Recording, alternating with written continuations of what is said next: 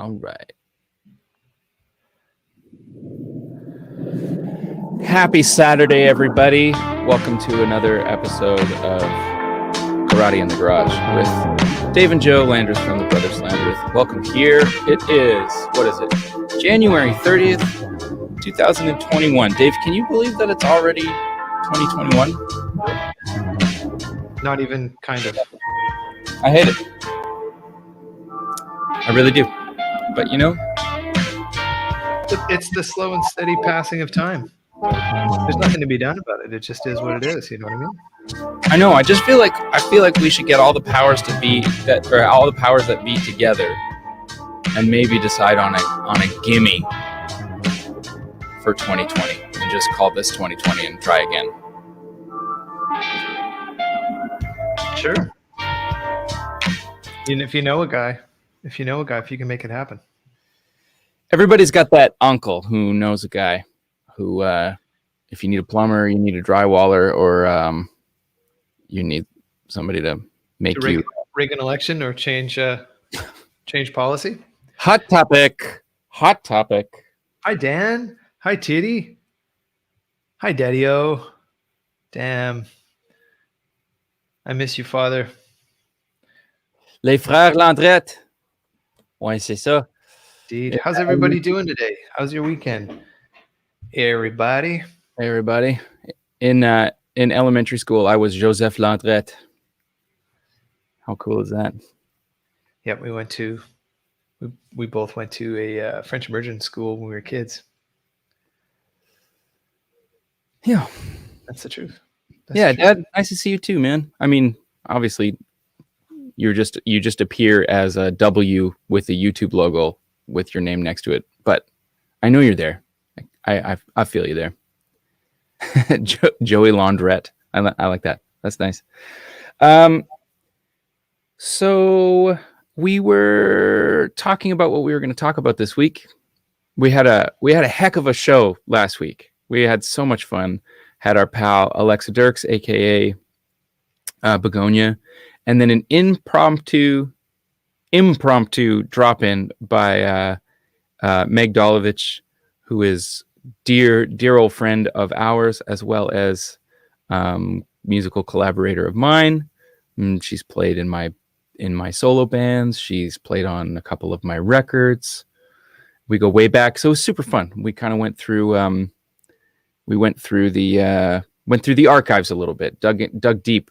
We should probably do the same thing for Groovy Mustache. We should get Ariel on here and embarrass the two of you by going through board tapes. Oh yeah, no, we don't need to do that.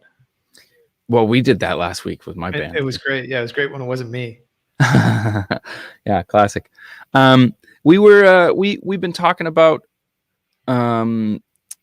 what have we been talking about? A lot of things. We've been talking about some big picture things, you and I, and also with the record label. We just launched a little get to know the label video, or we're piecing it together, and we did this thing with our label with Birthday Cake, where everybody on the team drew a name from a hat and interviewed another person on the team, just to sort of give the world at large a little bit of a introduction as to who we are as people, not just music industry moguls, but as individuals. And some really fun conversation came out of that. And one of the things that I thought we could kind of use as a bit of a springboard for our chat today was this thing that you said in your interview.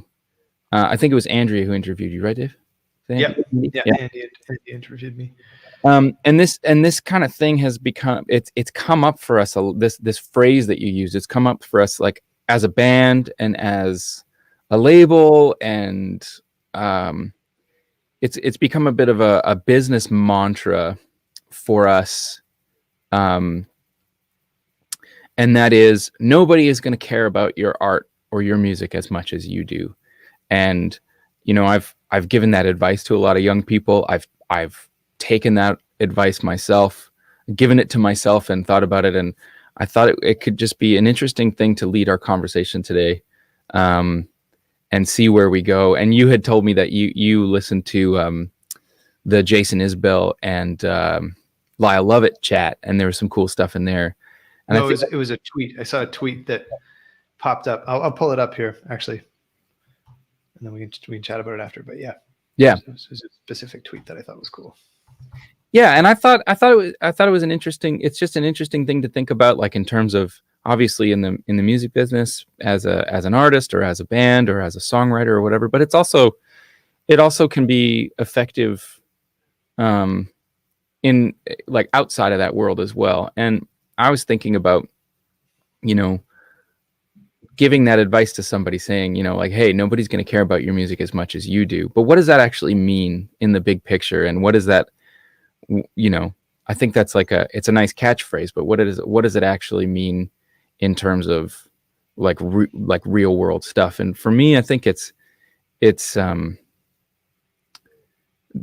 idea being, you kind of have to drive your ship, you have to know what you want to do. You have to have a good idea of your sort of musical or artistic or whatever it is you're tackling, that vision. And you kind of have to have an idea of how to execute that. Now, that doesn't mean that you have to do absolutely everything that has to do with your business, has to do with your band, whatever. But it does mean that you have to drive that ship. So if you're not doing a job, you have to be driving the person that is doing the job. Because at the end of the day, maybe that's just a job for that person. My art means more to me than it is for the person who's maybe booking my shows, or the person who is doing my books, or the person who is,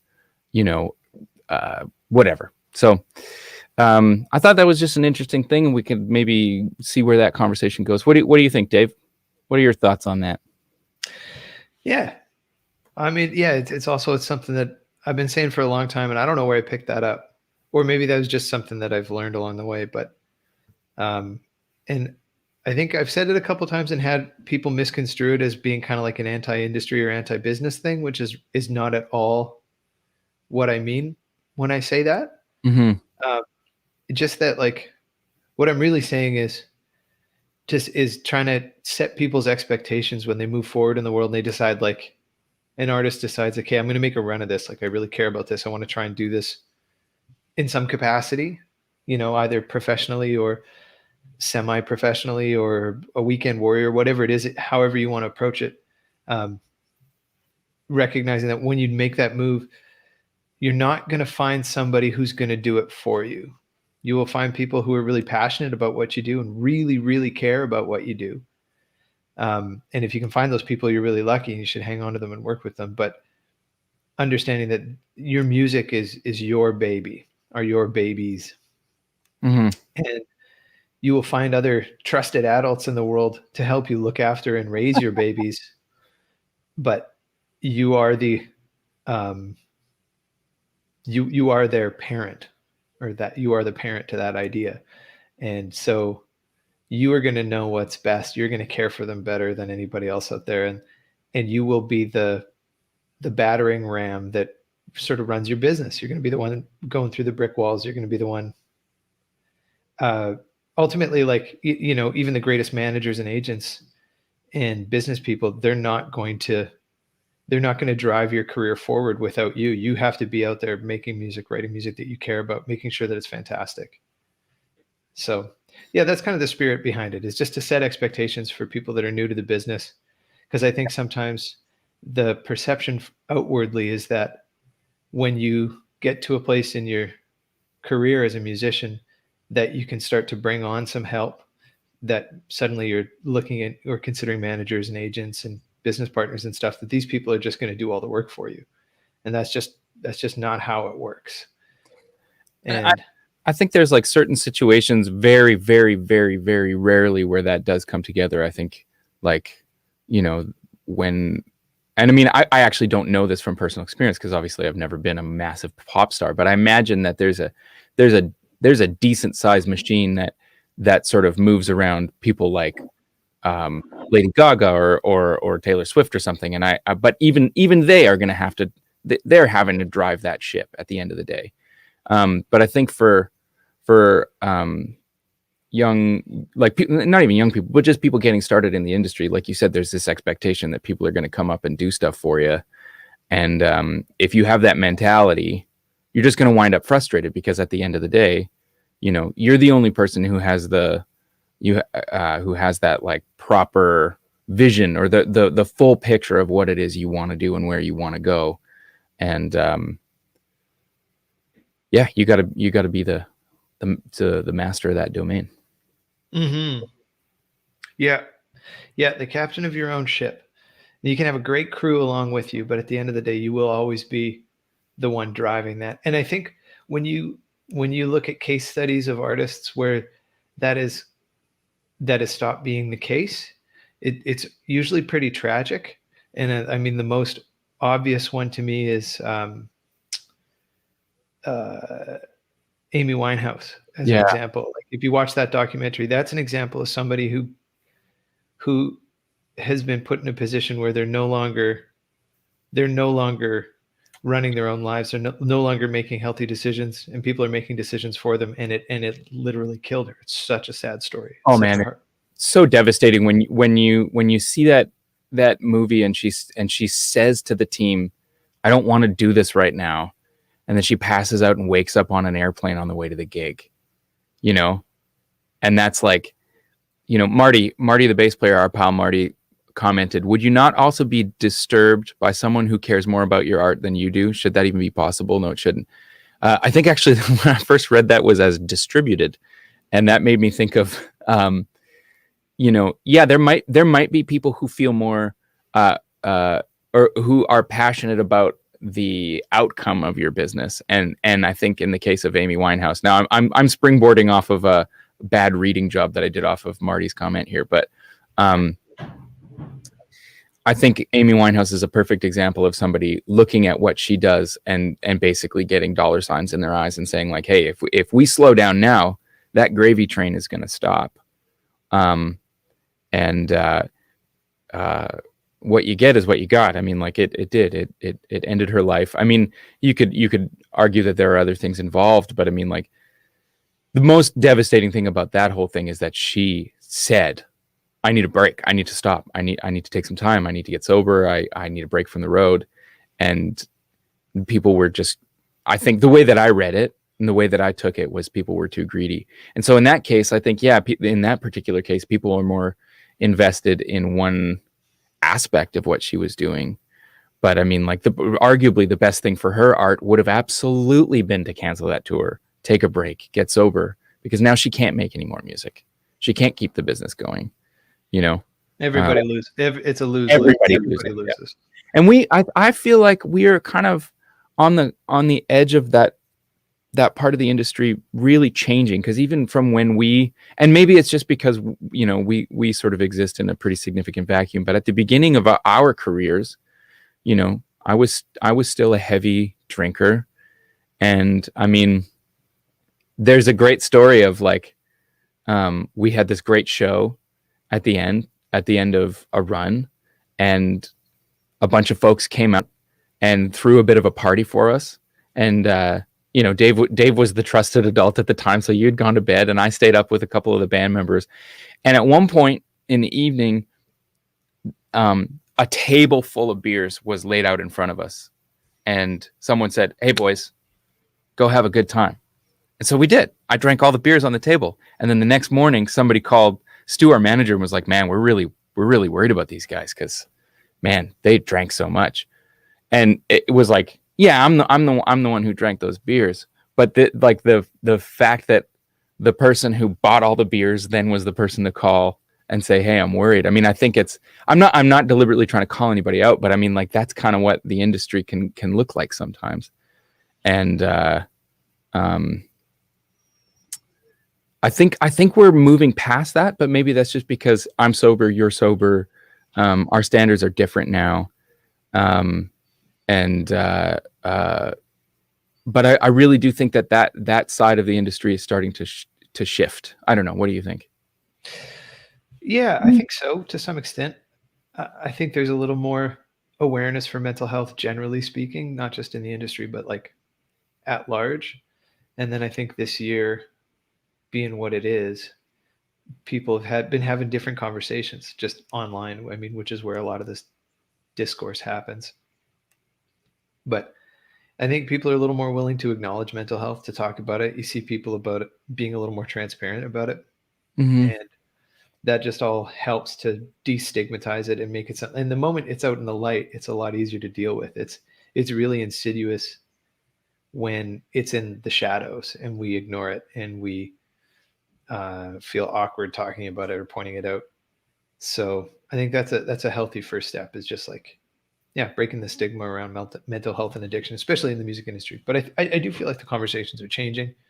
Yeah. Um, yeah, it's a funny thing, and I guess that comes with it too. It's like you got to be able to make those kind of decisions for yourself, and that doesn't matter. It's not just music; it's anywhere in life. Anywhere in life where there's um, pressure to pull your bootstraps up and just soldier on, whether or not that's healthy. Like there are times in life where you got to grind and you got to put your nose down and work for sure, um, but never at the expense of like your health, actually. Mm-hmm. And it's a tough thing, especially as a young person, when you feel a lot of pressure to succeed and feel like you need to hit all these milestones and achieve things. Like it's really easy to lose sight of that. Just looking through some of these comments here. Yeah.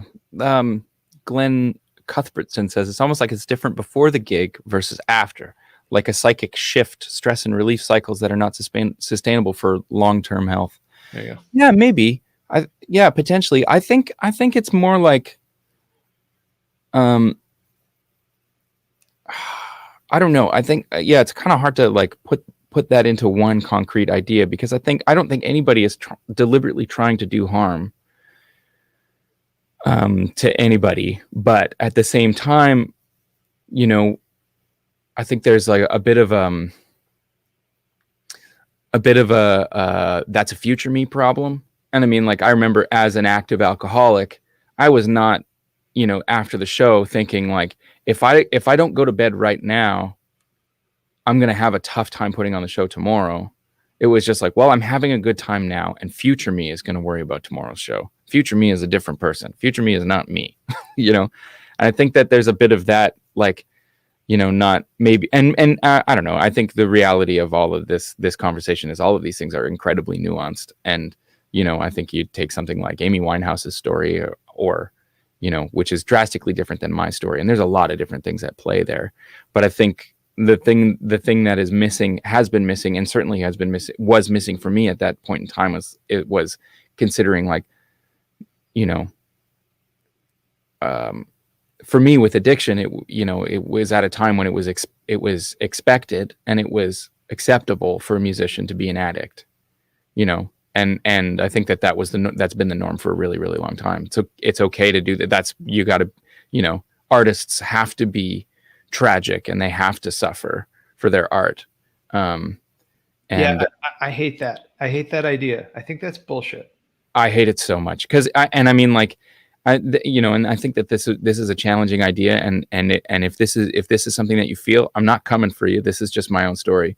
But when somebody says, I can't play a show without one or two drinks, I think the thing to think about is not, I need to loosen up. It's what else could you do to loosen up before you play? Well, I think that's like what you're talking about is like addiction. Yeah. Like the idea of I need to have a couple of drinks. That's one thing.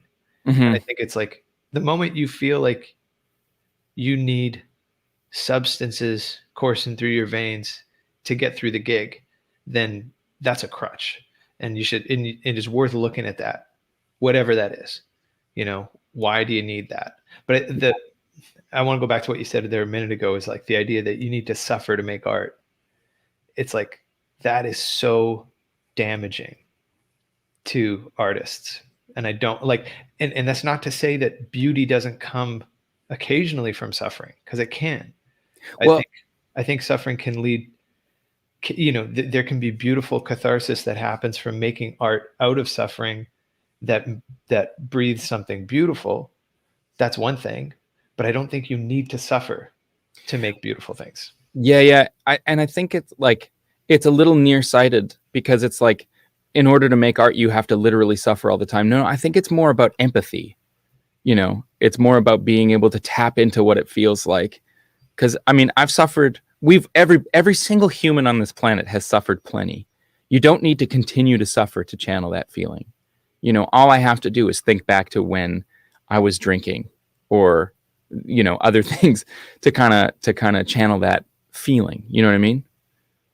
And I think that the thing that artist I do think is true is that there is a certain connection with that empathetic side. And I don't think that that's unique to artists, but I do think that we, by virtue of, pardon me, by virtue of making art and creating and being vulnerable and sharing it with people, you do kind of wind up with a direct line to that thing, whatever it is. But I do think that I think you're absolutely right. Like this idea that you need to suffer, that you must be tragic. I think it's well, that's a perfect segue maybe into, if I could, that tweet that I saw from Jason Isbell today, because he's a hero of mine, like straight up is a hero. I think he's one of the best living songwriters in the tradition of great American songwriters right now. And he's a guy whose story is not so dissimilar. I mean, obviously it's worlds apart, but I mean, he was a working guy like we were. When he was young, he was in a band called Drive By Truckers. He had a solo career, but it didn't really have much going for it. He was an addict, bad alcoholic, kind of famously an alcoholic. Sobered up, made the record Southeastern, which put him on the map in a huge way. Yeah, and that Cover Me Up song is holy.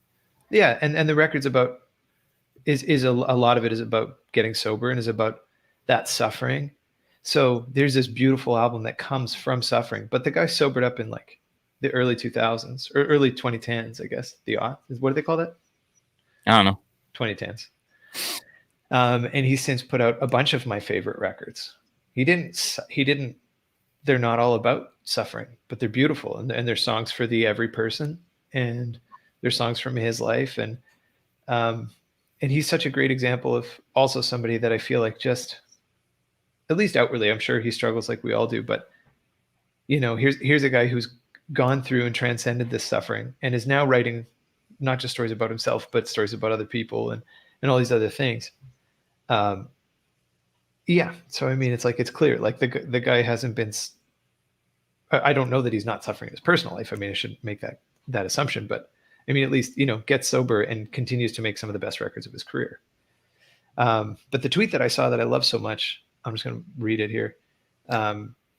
Somebody makes a comment online and says, how does it feel playing alongside so many of your heroes? Because I guess recently he did a live stream with Lyle Lovett, and obviously that's that was the Lyle Lovett connection. Yeah.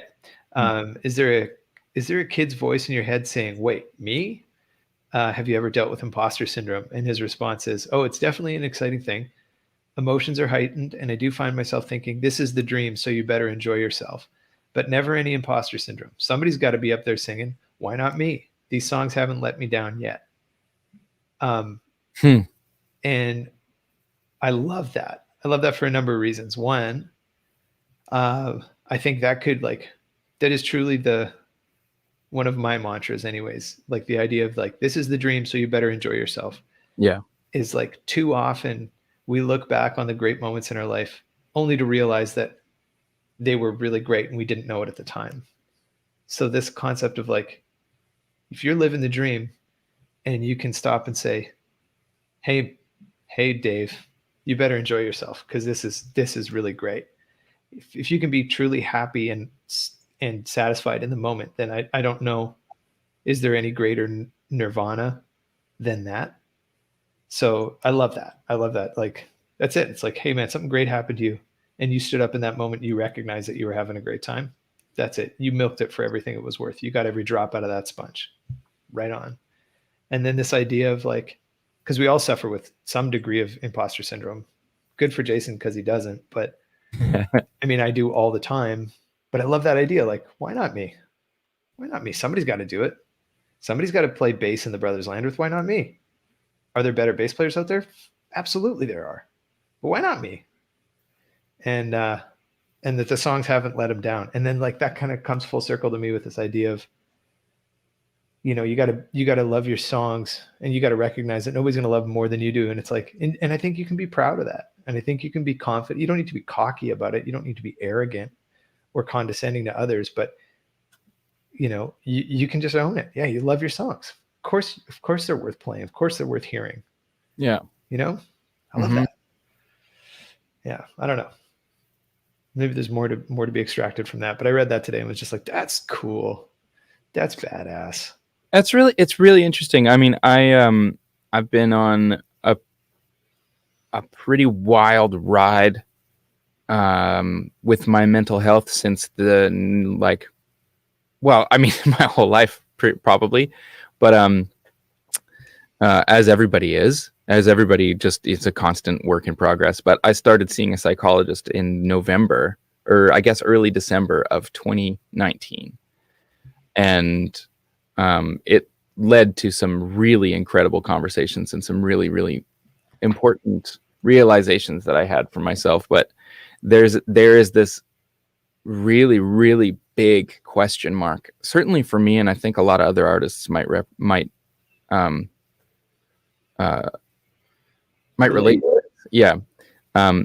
Around just identity and who you are and what you do and why it's important. And I spent a lot of, and we talked about this a little bit, maybe a month ago, but I spent a lot of time thinking, you know, that music defined who I am. And it's the defining factor to who Joe Landreth is the music that I make and the songs that I write and the way that I play guitar. And I just had this like massive epiphany. And I think I've heard other people say this, and I think I might have even said it myself, but I realized like if I couldn't play music anymore, I would still be the same guy. I just wouldn't be the same. I just wouldn't be making music. And there was something so incredibly freeing and simple about that has really affected the way I think of art and the art that I make. And if anything, actually, it makes it sweeter and more important to me, because I know that I don't have to do it, but I do it because I love to do it. And there's something really freeing about realizing that. But I have to say that I just don't at all I don't at all relate to the feeling of not having imposter syndrome, because I pretty much wake up every morning just being like, today's the day that everybody's going to figure out that I'm just doing bad impressions of my favorite guitar players. You know? Or like, today's the day that people are going to figure out that I'm just just trying to sound like Stevie Wonder and I'm not getting it. You know what I mean? And because the reality is that's true. That's all I'm really trying to do musically is, you know, obviously I'm oversimplifying it, but I love the way, you know, a handful of guitar players play, and that informs a lot of the musical decisions that I make. Singing, same thing. Songwriting, the same thing. I think maybe actually the important discovery is that we are all imposters, and that's totally cool. Like, that's the thing. Like, by trying to impersonate, you know, Bonnie Raitt and Ry Cooter and Derek Trucks, by trying to impersonate those people, that's who I am.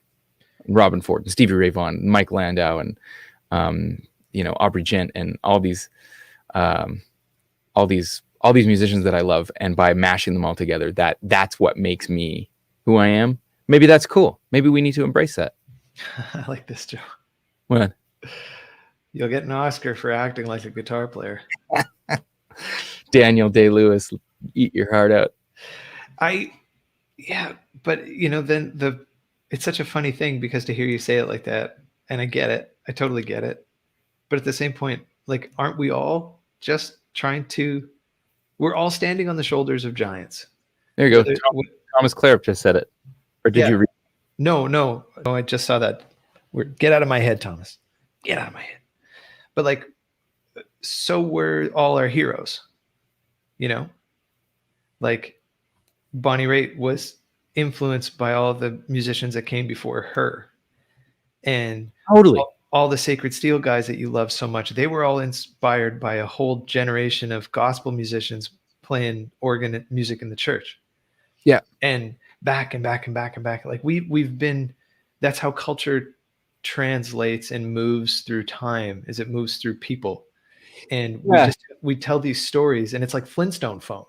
We're telling the same 100%. dozen stories over time: love lost, love found, searching, yearning, celebrating.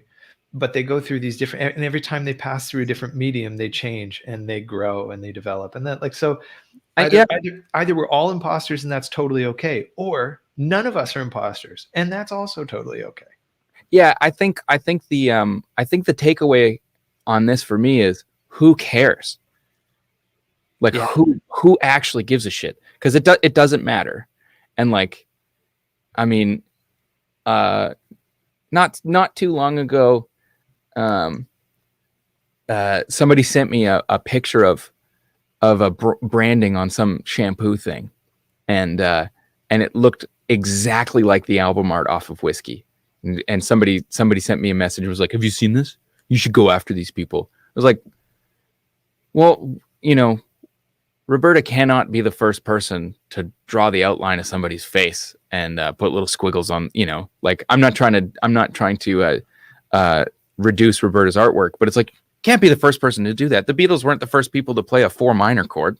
Yeah, you know, this. I think let it go. I think that's the thing. Well, sorry, did I cut you off? No. I'm just saying hi, Auntie Kathy. Yeah. So Auntie Kath says, "Hi, Auntie Kath." So our dad's sister, living in Edmonton.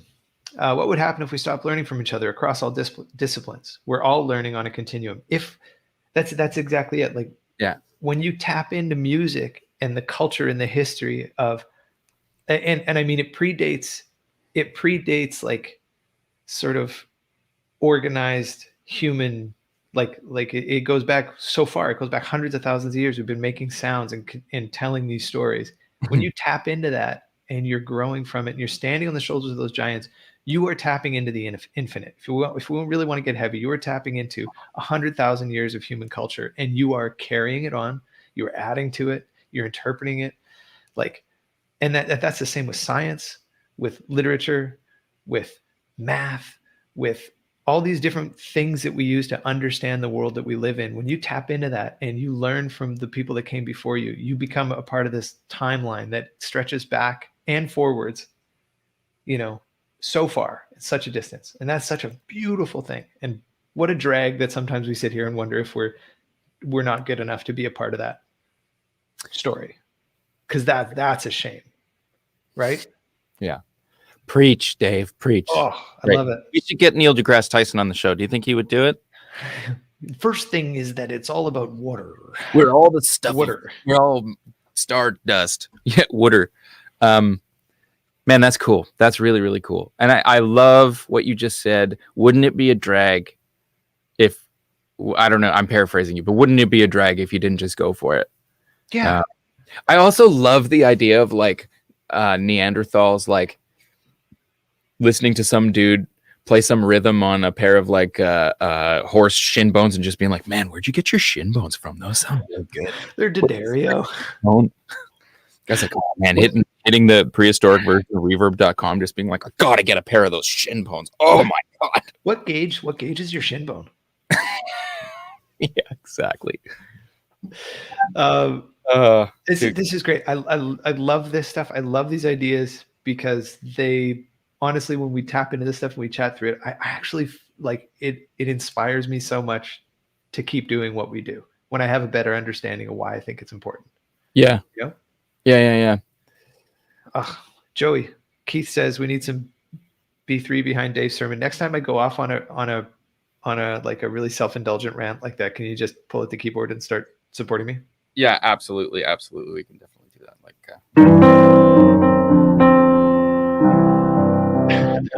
oh, now I'm all self-conscious. I couldn't possibly. Man, Good job. Good chat. Landra's signature shin. Hell yes. Okay, which leads us to our next conversation: multiple streams of income. Multiple streams of income. Yeah, no kidding. Brand partnerships. Yeah. Hey, do you want to flip it up? You guys want to hit us with some questions? I mean, we've sort of had a bit of an idea of where to launch off and some things that we thought we might talk about today, but also kind of the spirit of this thing is a weekly Q&A. So yeah. If you got Q's, we got A's. Just toss them in the comments. What do you want to know? I wish we had like some theme music for maybe that'll be the next thing that we do. There's like a little bit of theme. Boom, boom, boom, boom, boom, boom, boom. No, don't do it though. We'll get shut down by the copyright. Oh yeah. Yeah, right. Hey. Yeah. Can you? No, never mind. That's boring. Who wants to hear about it? I was just gonna, because I consume a decent amount of YouTube. And I have noticed that a lot of people complain about their videos getting shut down for copyright infringement. Yeah. And there's something about that actually kind of rubs me the wrong way, for people who are just like, you know, oh, YouTube will never let me do this. And you do a lot of work in the sort of intellectual property domain and a lot of work with copyright stuff. Would you talk about that a little bit and what you think? Because whenever I hear a YouTuber complain about that, I just kind of want to say, but like copyright is important, and there's a reason why you can't just use somebody's stuff, especially if what you're doing is generating income. You can't just use somebody else's music. And the other side of it is that you can retain or get access to licenses for music, so that you have to go through the appropriate fields. So would you talk about that a little bit? Because it drives me nuts. Sure. So this is a cue from you. This is a cue from me. Okay. I had access to the comments. I would just type it in, but you know. I'm gonna talk on that it's a little boring, so I won't go long. And there's some really good questions, but I will indulge you on that one. Okay. So effectively, the way it works is there's a thing called Content ID on YouTube, and it tracks down sound recordings. And it works for both publishers and for owners of sound recordings, and it identifies music.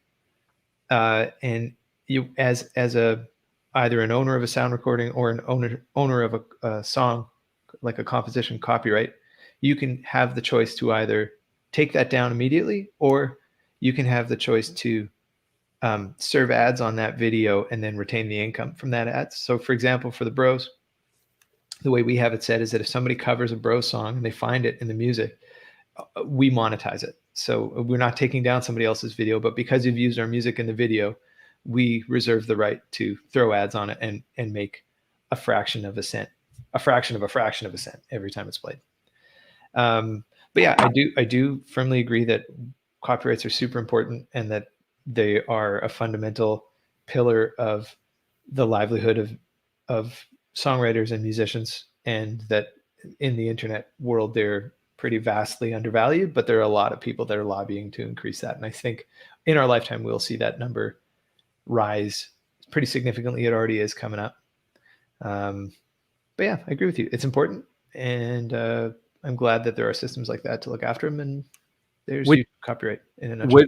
Just lastly on this topic, would you just very, very quickly talk about why it's important that there are mechanisms like that in place to protect, like, just why is it important for you to be able to say, no, you can't just use that song if you want to? Because they're making billions of dollars. These huge tech companies are making billions of dollars, and they're not accountable for paying rights owners. And so they're skating away with just insane amounts of money. The biggest lobbyists in the world right now are what's that? When you say big tech companies who are making billions, I'm talking about Facebook. I'm talking about Google. And they're making money off of those. Amazon. Yeah, they're making. Well, they're serving ads that, like, their revenue model is significant, right? And they're taking, I think it's like, I want to say it's like 40% of the ad revenue right off the top, right? So they're just making insane amounts of money.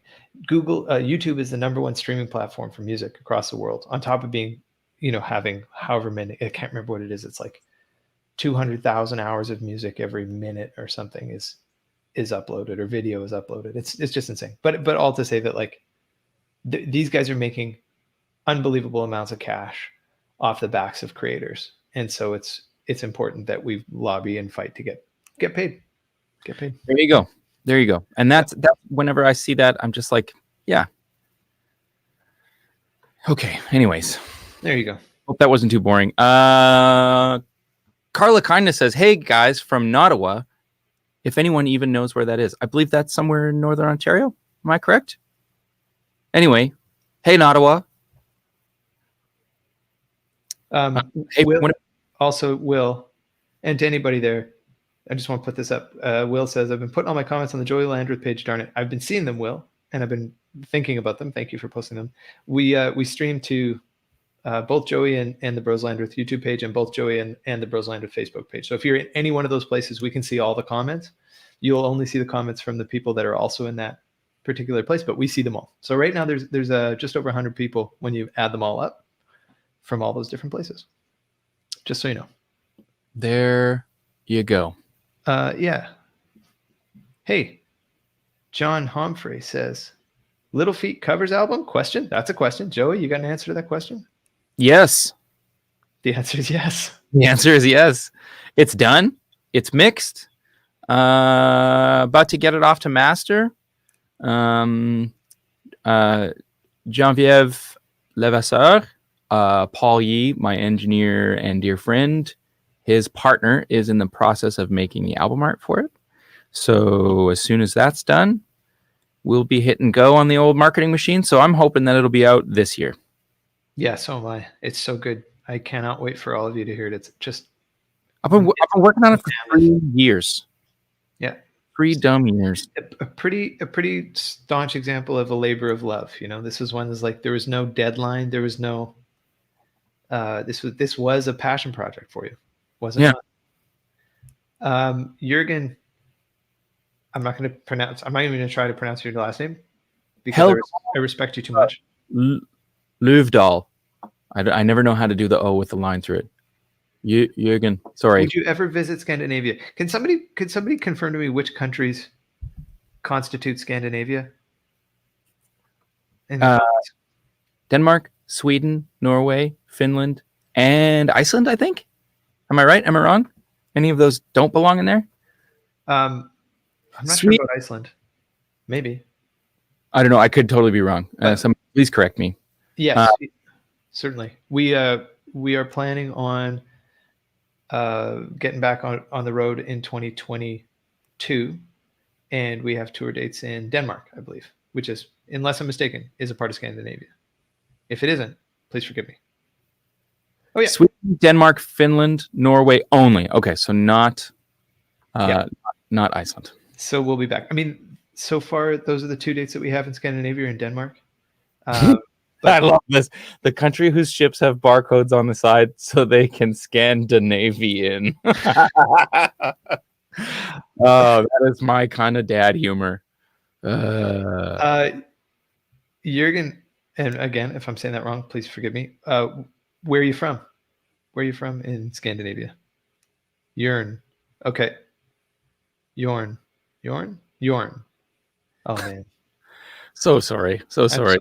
You deserve better. Yeah. I'm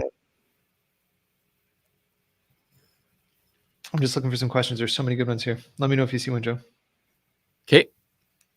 Oh, here's one. Hey guys, on your topic of multiple streams of revenue, have you ever thought about selling tabs/music sheets for your songs as an additional revenue stream? I would love to buy them. Yeah, lots of people have asked about that. The only thing that's kept me from doing it is the incredible amount of work that it would be. I would certainly consider hiring someone to do it. And maybe that's something that we should do. In fact, I got a buddy who is in Scotland who apparently has done some already. So maybe I should just commission him to do it, and we should do it. Yeah. Or we could profit share if somebody wanted to go through the work of creating those arrangements, and they could be we could work out some sort of agreement. But yeah, if somebody else is going to do it, hell yeah, we're all about it. Would love to get tab and music sheets up, notation. I'm just looking for some more questions.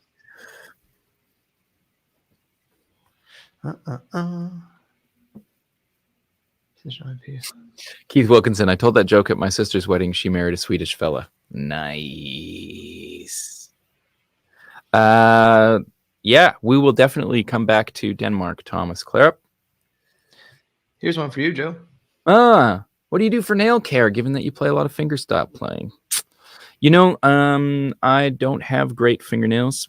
They are thin and they break a lot. And in my younger days, I used to do a lot more to try and strengthen my nails, like did the whole gelatin thing, and nothing really worked. I think they're just garbage nails. So when you were a teenager, you had fake nails. I don't want to talk about that. That was a weird time. Yeah, no, I did the acrylic nail thing for a while, because one of my favorite guitar players did it, and I did that for a bit. But I think if anything, that may have done some damage. I can't say long term, but they're just not great. So, I mean, my rule for my nails is that they generally, I do keep them a tiny bit longer on my right hand, but there's not really there's not like I don't have a big philosophy with it. Certainly not like classical or flamenco guitar players might. Yeah. Judy Rose says collagen will do it. What do you get, injections? No, I'm just kidding. What about university? Get out of here. Guy has one kid. Yeah, Levi Clay is your man. Yeah. Levi Clay is the guy who's done some of those transcriptions already. Oh, cool. Yeah. Interesting. This is interesting. We were listening to a song. Angela asks, any duets in the near future? Love your version of When I Call Your Name. We did that with Marielle Buckley, who we adore, and is an Albertan. We did 2 songs for that EP. We wrote a tune, covered it, or wrote a tune and then cut it, and then we did a version of that. Joey, whose song is that? I'm having a blank here. Vince Gill. But we were listening to a song the other day, and we were kibitzing back and forth because we wondered about maybe a spot for a duet on the next record. We wrote a song with a dude named Jonathan Singleton, who has also written a bunch of our other tunes with us. And we really love it. And we were listening to it and thought, hey, that could be a duet song. But I don't know if it will be. But potential. So there's an outside chance. There's an outside chance that we could get another vocal in there. Heck yes, there is. Joe. Hey, Joost Domen here from the Netherlands. Again, serious apologies if I'm butchering your name. Who is your favorite up-and-coming artist? Greetings. Love your music. Thank you for saying the kind thing. I appreciate that. Joey, who's your favorite up-and-coming artist? Up-and-coming? Mm-hmm. Leith Ross, I think. Hell yes. Yeah. Leith. Hell yes. Leith is a good friend. Also a label mate of ours, signed to our label. Man, they're just incredible. Like Leith has my favorite voice in a very long time, and their writing is really, really beautiful too. So, yeah, Leith is my favorite up and coming. I mean, there's so many good ones. It's ridiculous. It's ridiculous. It's such a great time. It is truly a great time for music. I think. Oh man. And I just got to say, like this next generation of musicians, at least in our scene here, music is in good hands.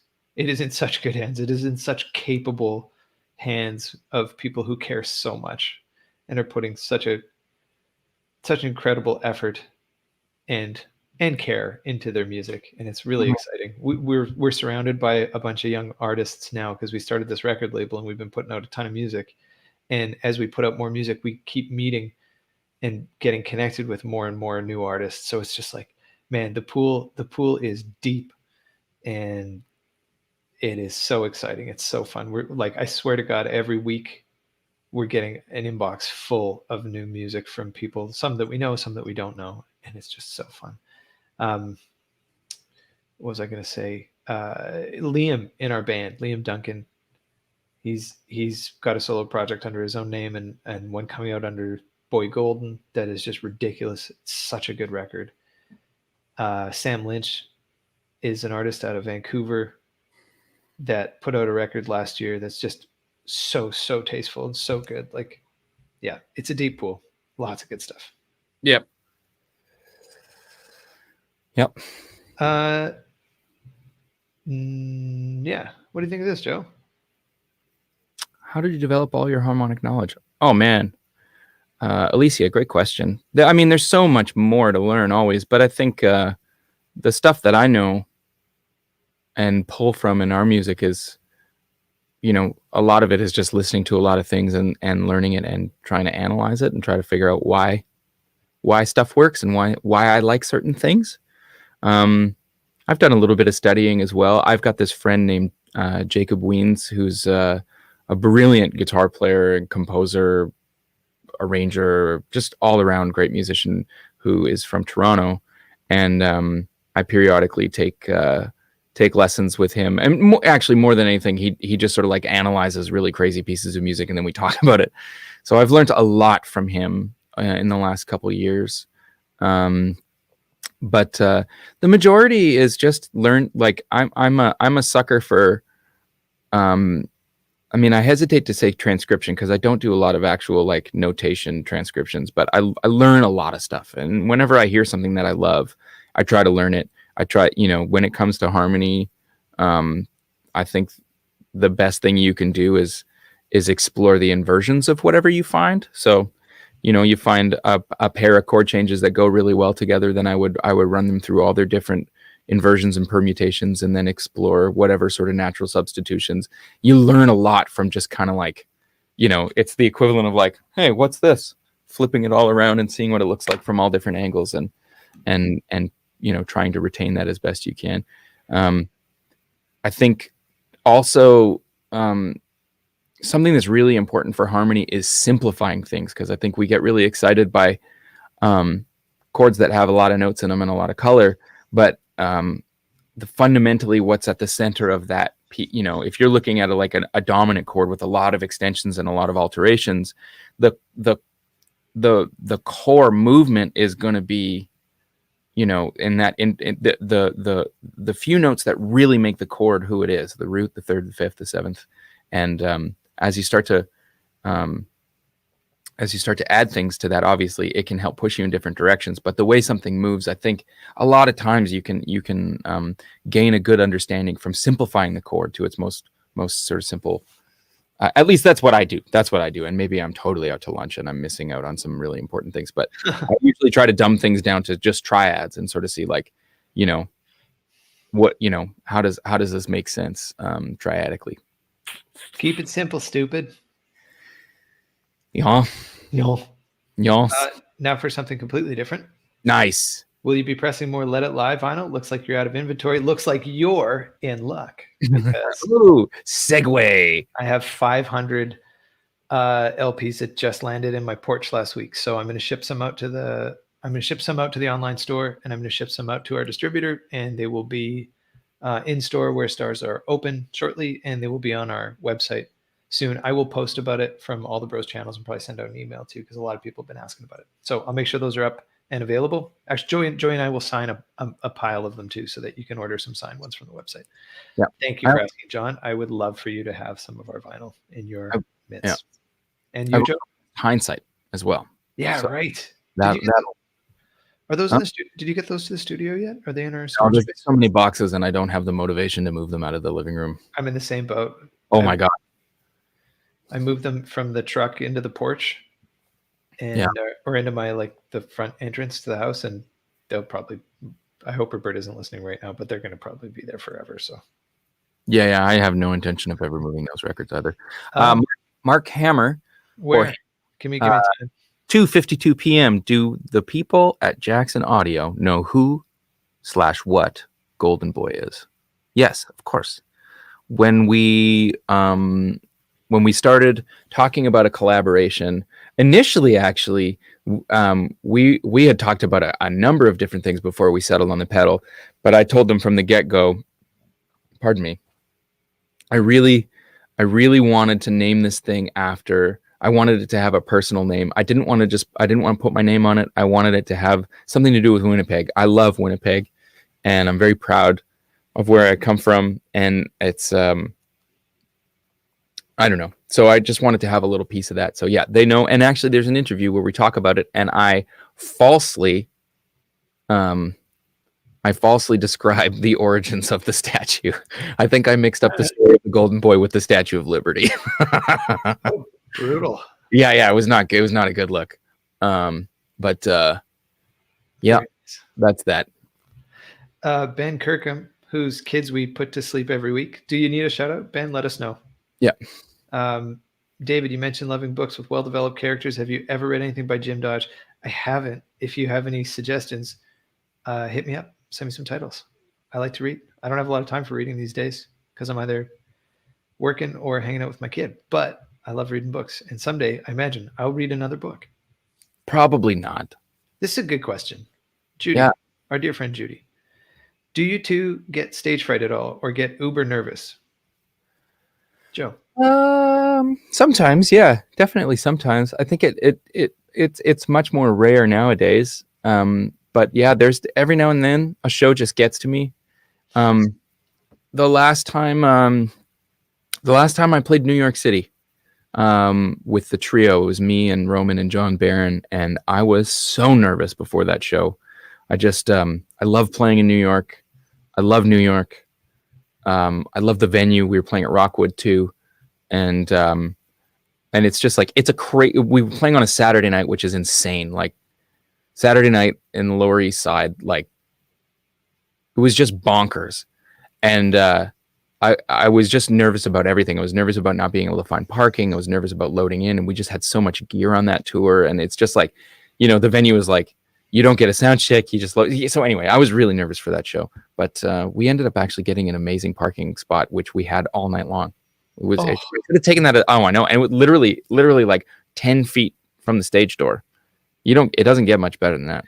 Isn't that funny that like, that's the stuff that stresses, like that is lifting the veil on Truly. the music industry. Like you go to like some of the coolest music towns in the world, and the thing that stresses you out the most is like, where am I gonna, like London? We're gonna park this 25-foot long van. Where are we gonna park in London, England?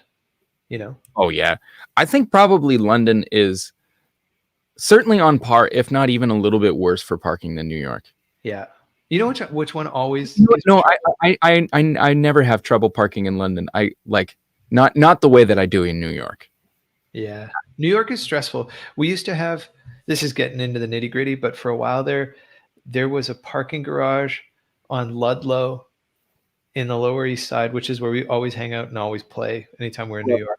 Love that parking. It's a huge, huge city, and we literally only see 4 square blocks of it every time. But there used to be it was a parking pad, like a concrete parking pad. And I always got great spots, and I could leave it there overnight, and I never got ticketed, and it was really inexpensive. And then one day I got there and it was bulldozed, and they were doing a development, and I've never had good parking in New York ever since. Yeah.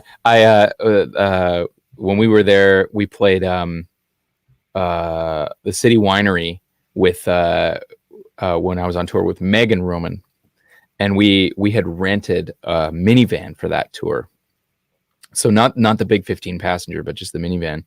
And I found a parking spot around the corner, and it was like, $20 for the night. And I went in there and I was like, oh, sweet. Hey, you got room for me? Yeah, we got room. And the guy goes, okay, that'll be $80. And I was like, it says 20 on the size on the sign. He's like, yeah, well, you're in an oversized vehicle. Like, a minivan is not you want to see an oversized vehicle? I'll show you an oversized vehicle. And I put up a fight, and the guy was like, man, you want to park here or no?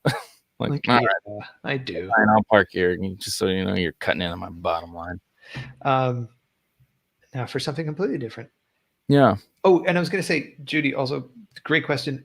I also get nervous about playing on stage sometimes, not just parking, although parking is a big deal. And it's never the shows you think. It's always the smallest, most random shows, and I'll find myself sitting side stage hyperventilating, and it's like, why Tuesday night in Lethbridge? Why is that the show that is freaking me out? There's anything wrong with Lethbridge. No, but just as an example of like how random it would be, you'd think it'd be like you're playing your hometown show to 1,500 people and you're freaking out. It's not, it's never those shows. It's never those shows. I don't know why. Good question. I love that. Do you guys ever get nervous? You know what's hard? It's parking. Parking is hard. Oh man, that's hilarious.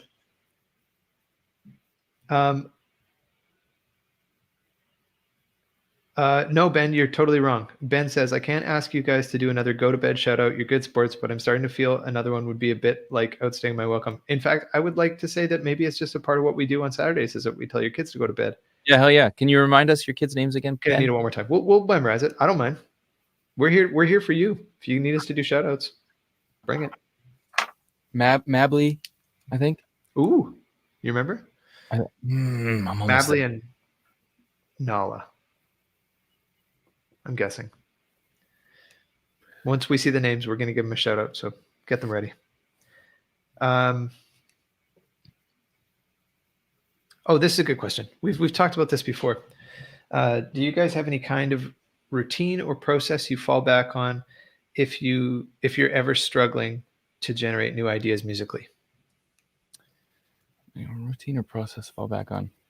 Nell and Mably. Oh, okay, just quickly. Nell, yes. Nell, Mably, it's time for bed. So stop messing around and go to bed. It is 2 minutes past 9. Somewhere. It is no, over there. It's time to go to bed, you guys. This is crazy. Yeah. It's crazy. You church in the morning. Get to bed, you little rascals. I don't know if you go to church. I'm just kidding. So do you have now your dad has to make you delicious pancakes in the morning? That's right. He's going to spend all night slaving on those pancakes. Yep. Yeah. When you're struggling to generate new ideas musically, what do?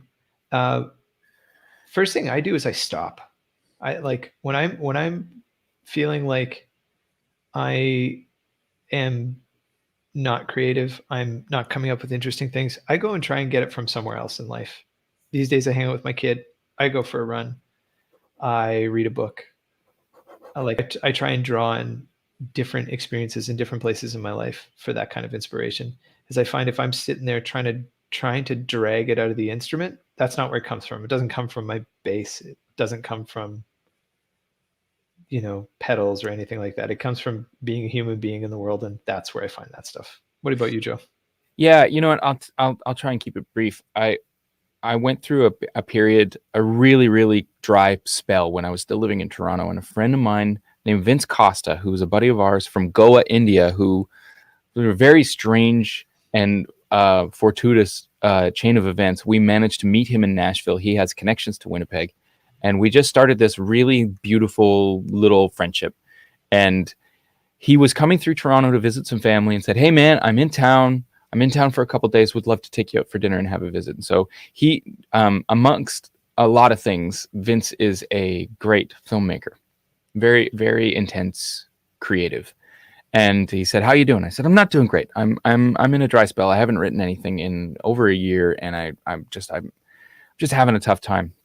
And he said, "Well, what's your process like?" I said, "Well, I wake up early in the morning. Anna goes to work. I make myself some breakfast, a cup of coffee, and I sit down on my computer and I sit there for 8 hours. And I beat myself up for not making anything." And he was like, "Yeah, that's your problem. You got to do something different." And he just sort of explained to me like there are like physical ruts in your brain that get sort of created. And I don't know the science behind this, and maybe a neurologist could tell us the truth about this, but he just sort of said these pathways get created, and the more and more you do the same thing, the deeper and deeper these ruts get, literally ruts, and you just have to go out and exercise your creativity in a different way. And there was something really poignant in that, and realizing that like I'm not only a songwriter, I'm not only a guitar player, I'm a lot of different things, and I have to engage all these different things as well in order to have the right amount of balance to just be inspired.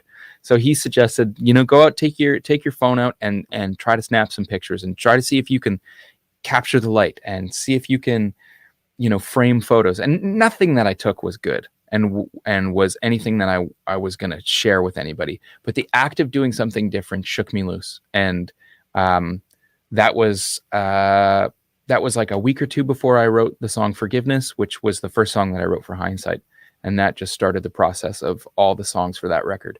And it was just variety, you know? So Yeah.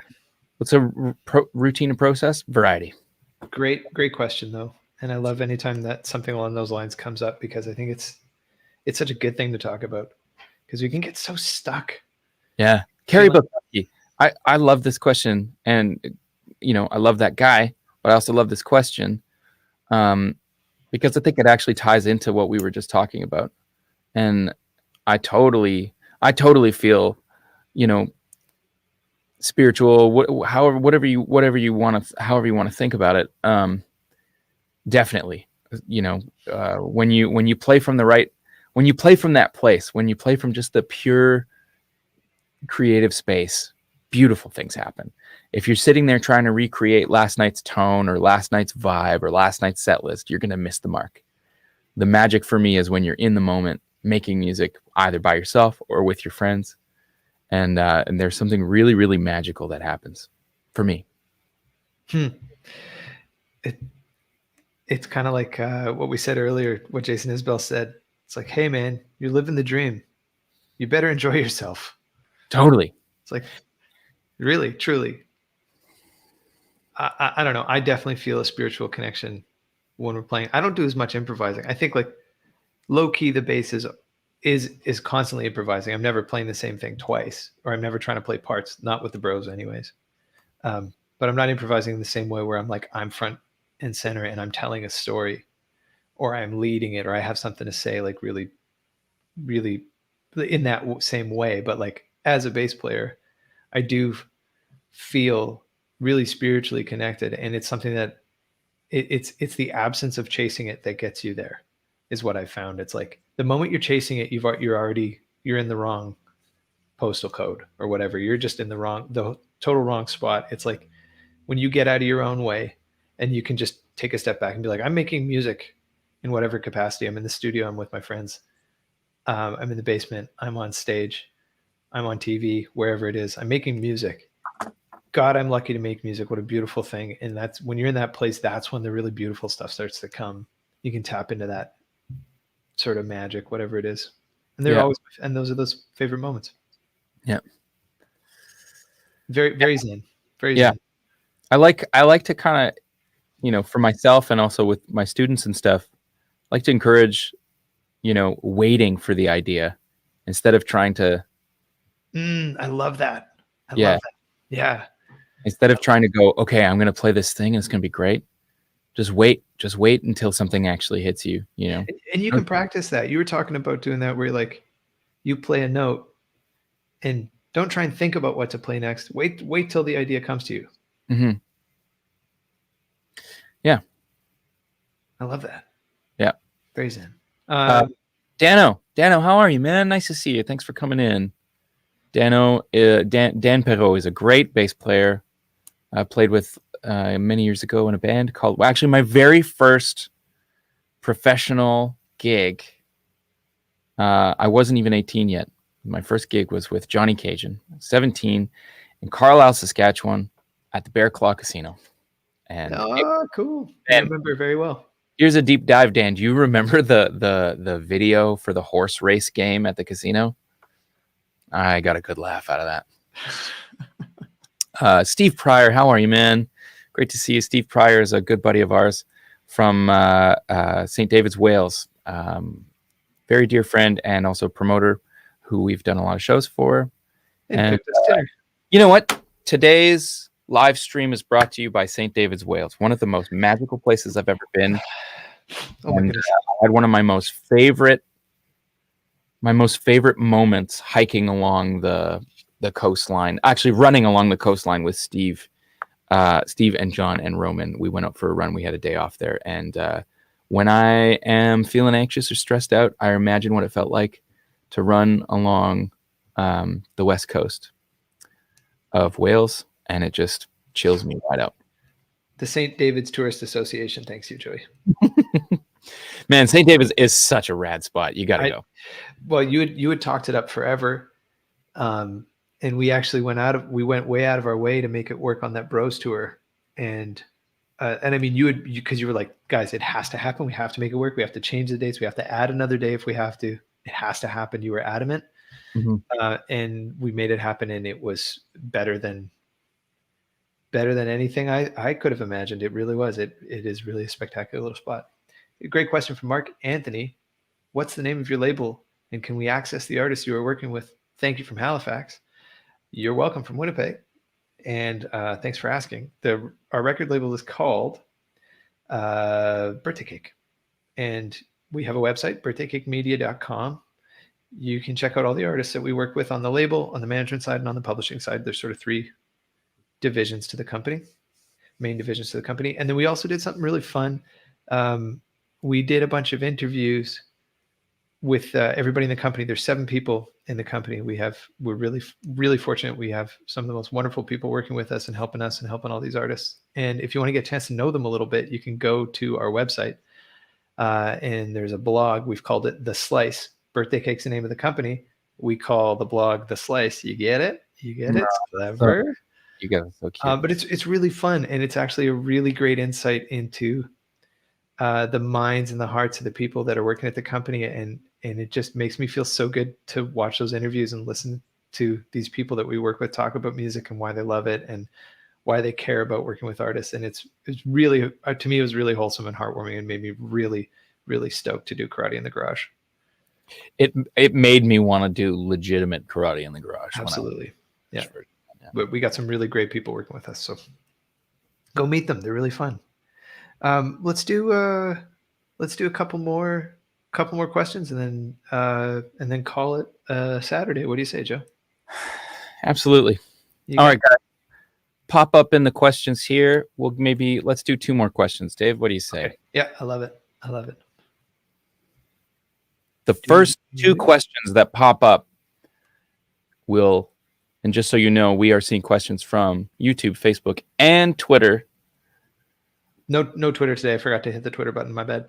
Oh, sorry, Twitter. My bad. Sorry, Twitter. Do you feel that the current landscape with social media and gathering likes and shares has taken some of the artistry out of music to an extent? What a good question. Oh no, what a can of worms. Yeah. Joe? I think it can. It can have a negative effect on people's artistry, because I think you can slip down that rabbit hole. But there have been millions and millions of different scenarios over the history of the industry of music to distract artists from doing art. I don't think that it's any better or any worse, because I think that there's so many great things that come out of social media. Can it be mishandled? Yes. Can it take over? Yes.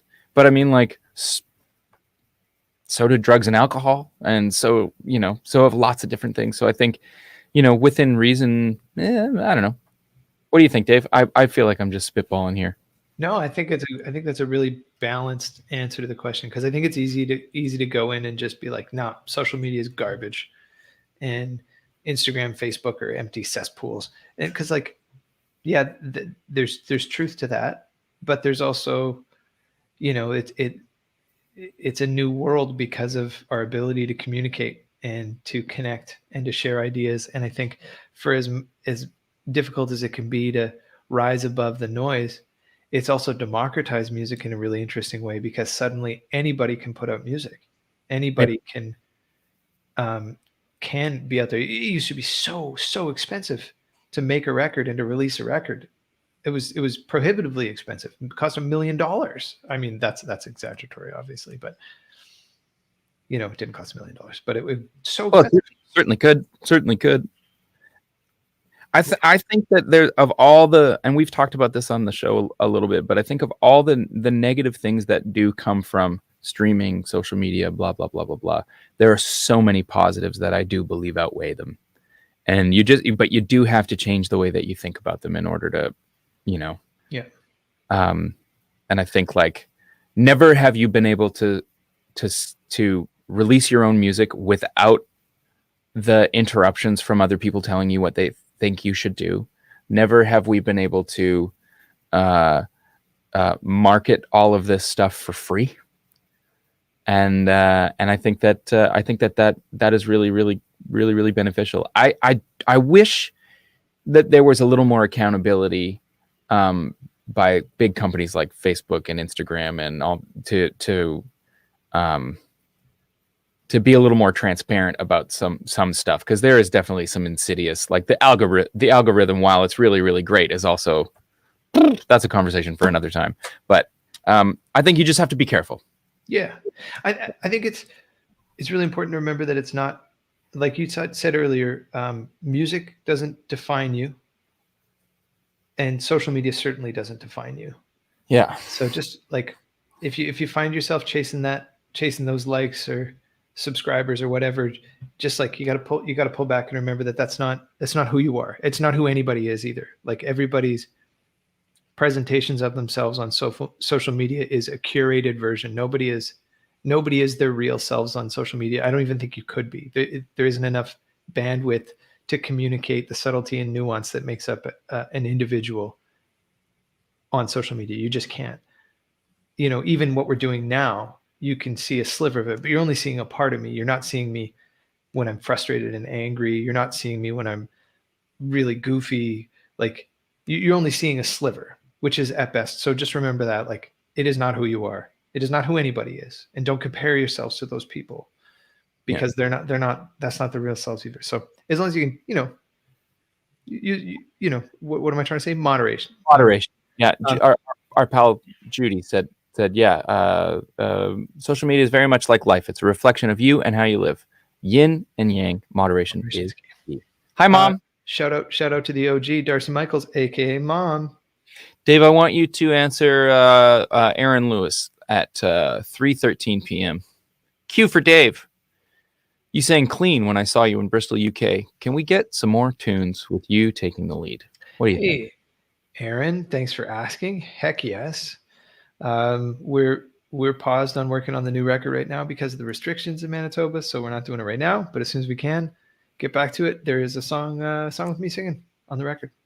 We wrote a tune together, and we decided that I would take a crack at singing it. So pretty excited about that. That will be my first. And that's it. I was trying to sneak that in. Sorry, is it too loud? I mean, I'm pretty happy about it. Guys, that's our theme song. That means that we're at the end of another episode of Karate in the Garage with the Brothers Landreth. I didn't mean to cut you off. I just wanted to give you a little second tunage behind what you were saying. I'm into it. I'm super into it. There's been signals sent out. I look forward to this every week. Thank you so much for joining us, everyone who made some time to come and hang out. And thank you so much for your thoughtful and insightful questions and the dialogue that happens. We don't get to every question, but we are watching all the comments. So we are seeing what you're saying, and you're all really great people. We feel really lucky to be able to share a slice of the internet with you. Joey, what do you say? Take us out, man. This concludes the meeting of the Midnight Society. Thanks everybody for deep cut. Come on, if you can name what that quote is from, I will give you 100 billion Canadian dollars. Thanks for joining us, guys and gals and folks. This has been Karate in the Garage with Dave and Joe from the Brothers Landreth. Take good care of each other. Be safe out there. We love you. Dave, I love you. I love you too, man. And see you all next week. See you next week. Bye.